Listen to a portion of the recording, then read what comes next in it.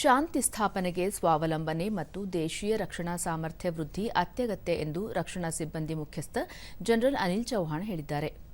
ಅವರು ದೆಹಲಿಯಲ್ಲಿ ರಕ್ಷಣಾ ಪಾಲುದಾರಿಕೆ ದಿನಗಳು ಕುರಿತ ಗೋಷ್ಠಿಯನ್ನು ಉದ್ದೇಶಿಸಿ ಮಾತನಾಡಿ, ಜಾಗತಿಕ ಮಟ್ಟದಲ್ಲಿ ಭಾರತ ಇಂದು ಪ್ರಮುಖ ಆಕರ್ಷಣೆಯಾಗಿದೆ ಮತ್ತು 5ನೇ ಅತಿದೊಡ್ಡ ಆರ್ಥಿಕ ರಾಷ್ಟ್ರವಾಗಿದೆ ಎಂದರು.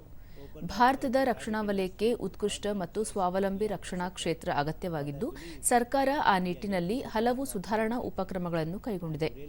ರಕ್ಷಣಾ ಉದ್ಯಮವನ್ನು ಖಾಸಗಿ ಅವರಿಗೂ ತೆರೆದು ಎಫ್ಡಿಐ ಹಾಗೂ ಜಂಟಿ ಹೂಡಿಕೆಗಳಿಗೆ ಅನುವು ಮಾಡಿಕೊಡಲಾಗಿದೆ. ನಾವೀನ್ಯತೆ, ಸಂಶೋಧನೆ, ದೇಶೀಯತೆಗೆ ಒತ್ತು ನೀಡಲಾಗಿದೆ. ಉದಯೋನ್ಮುಖ ತಂತ್ರಜ್ಞಾನಗಳಾದ ಬಾಹ್ಯಾಕಾಶ ಮತ್ತು ಕೃತಕ ಬುದ್ಧಿಮತ್ತೆ, ಕ್ವಾಂಟಮ್ ತಂತ್ರಜ್ಞಾನಗಳನ್ನು ರಕ್ಷಣಾ ಕ್ಷೇತ್ರದಲ್ಲಿ ಬಳಸಿಕೊಳ್ಳುವ ಅಗತ್ಯವಿದೆ ಎಂದು ಹೇಳಿದರು. Integrate systems and processes that helps towards fructification of this particular concept of how we are going to fight in our kind of environment, our kind of terrain.